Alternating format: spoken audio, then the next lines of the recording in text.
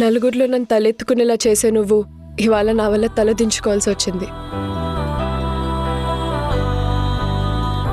ఇక లాభం లేదు లీలా, ఇద్దరికి నిజం చెప్పేస్తాను. నీకు పెళ్ళైనా సరే నాతో అలా ఉన్నావంటే బాలా మనకి డిస్కనెక్ట్ అయ్యి హార్ట్ఫుల్గా ఇష్టంతోనే నాతో కనెక్ట్ అయ్యావా?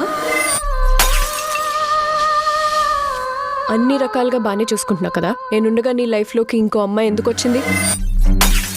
బుక్ మై షో అంటే ఇదే, మన షో మనమే బుక్ చేసుకోవటం.